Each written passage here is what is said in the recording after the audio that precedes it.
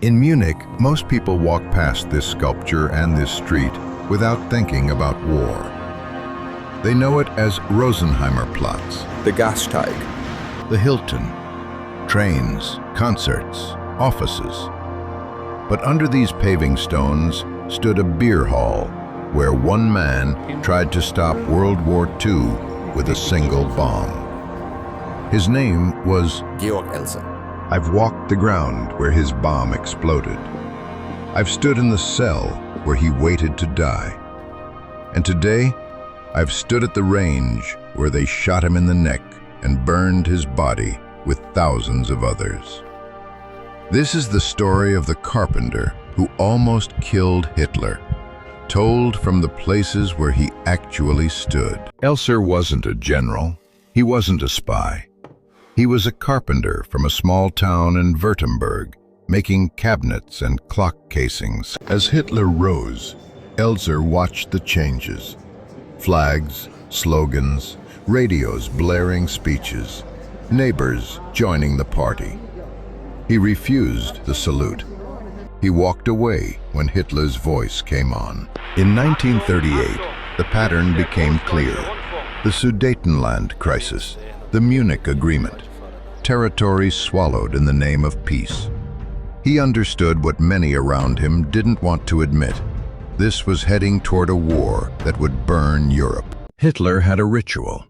Every year on November 8th, he came back here to the Bürgerbräukeller in Munich to celebrate his failed beer hall putsch of 1923. Elser traveled to Munich and sat in that hall as a customer.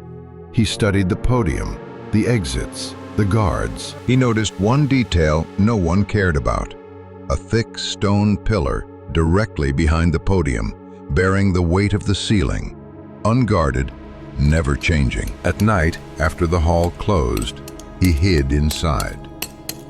Imagine the room now. Lights off, benches empty, only the sound of pipes and distant footsteps. In that dark, one man kneels at the base of the pillar with tools in his hands. Over weeks, he carved a cavity inside the heart of the column, timing every hammer blow to the noise of toilets or trains so guards would hear nothing. Piece by piece, he smuggled explosives and detonators from his workplaces and built a timed bomb designed to explode in the middle of Hitler's speech. On November 8, 1939, Elser placed his device in the hollow pillar behind the podium and set the timer based on Hitler's usual schedule. Then he left, aiming for Switzerland. At the border, guards searched his bag and found sketches of the hall and parts that didn't belong to an ordinary traveler.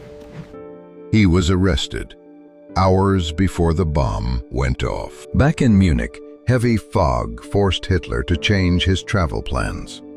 To catch his train, he arrived late, cut his speech short, and walked out of the hall at 9:07 p.m. At 9:20, 13 minutes later, Elser's bomb detonated.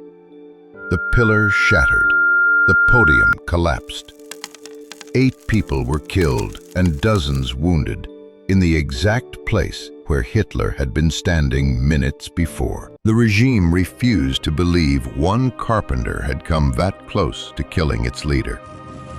They tortured Elser in Munich and Berlin, searching for a foreign plot. Let us begin Over again. and over he told them the same Tell me thing. the truth. No British intelligence, no co-conspirators, only his own plan and his own hands. In the end, they labeled him a special prisoner.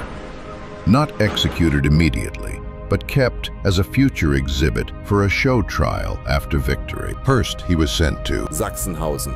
In early 1945, they moved him here, to Dachau, and locked him in the prison bunker. This cell, with flaking walls, a small window, and a steel door, is where he spent his last months, while the war he had tried to stop devoured millions outside.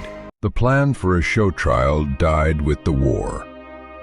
By spring 1945, the Third Reich was collapsing, and American troops were moving closer to Dachau. On the night of April 9th, guards led Elser out of the bunker across the campgrounds to the crematorium area. Today, a stone in the grass marks what stood there. Execution range with blood ditch. Here, at this range, an SS man shot Georg Elser in the back of the neck. His body was taken to the nearby crematorium and burned. A cross and stones in this area mark a grave of many thousands unknown. Among those ashes lie the remains of Elser and countless others whose names were never carved into marble. 20 days later, American troops entered Dachau. The carpenter who had almost killed Hitler was already gone. After the war, many doubted his story. But interrogation records, sketches, and witness testimony all pointed back to the same man, the same pillar, the same bomb. Today, plaques in Munich mark where the Bürgerbräukeller stood. In Dachau's bunker, this exhibit inside his cell tells visitors what he tried to do. The regime succeeded in killing the man. It failed to erase the record of his choice. There's something older men understand about moments like this. The first person who sees disaster clearly is rarely the one on stage. It's the quiet man in the back who reaches the point where he can't pretend anymore. If you feel like the unseen person in the room, that is not proof you are powerless. It's proof you are still free enough to act while everyone else is chasing comfort. In the comments, share one moment when you refused to go along, in your company, your community, or your own life, even when you knew it would cost you. History doesn't belong to the safest men.